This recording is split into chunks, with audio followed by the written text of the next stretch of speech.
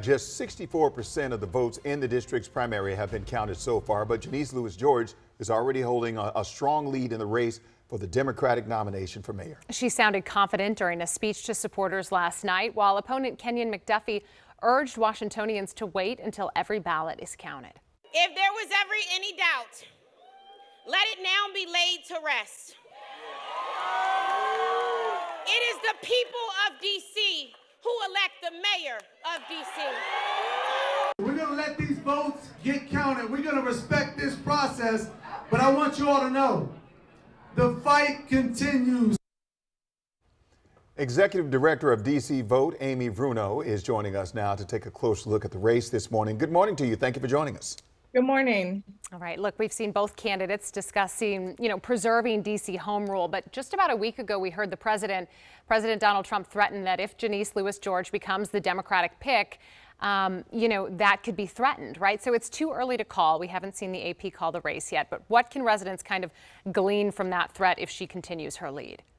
Yeah, so D.C. voters decide the D.C. elections. And D.C. Vote has a message for Americans around the country.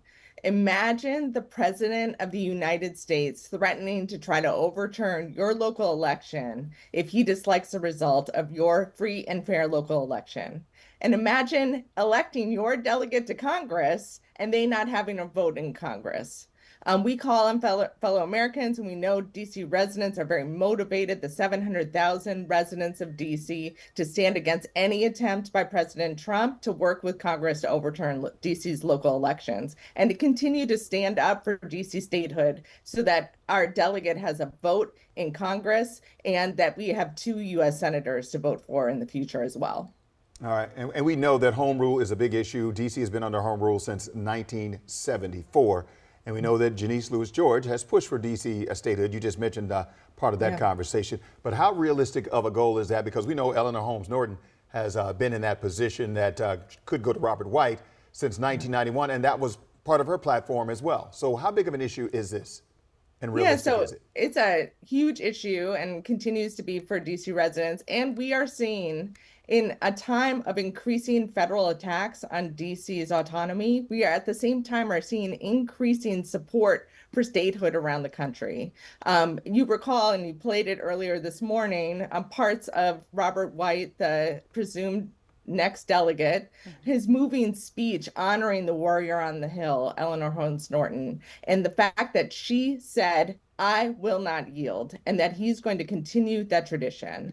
And he also pledges, like Norton, to be both a legislator and a movement leader and coalition builder. What the statehood movement needs at this moment is to tie the future of DC statehood with the struggles for voting rights around the country and to build alliances, not only within DC, but to galvanize DC residents to build alliances all around the country with people who care about defending democracy at a moment like this. If we're talking about the delegate race, which you kind of dove into, we've seen White as this pragmatic progressive, so to speak, and then we've saw Brooke Pinto was the next popular one in line here, and White's victory has been decisive. He's at 62% to her 21%. Yeah. Were you surprised among the Democratic field to see him take such a big lead, and why?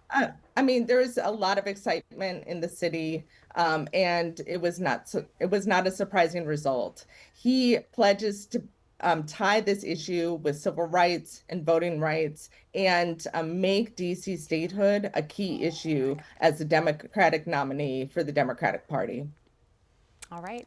Amy Vruno, certainly appreciate your time this morning. Thank you. Thank you. We appreciate it. Thank you.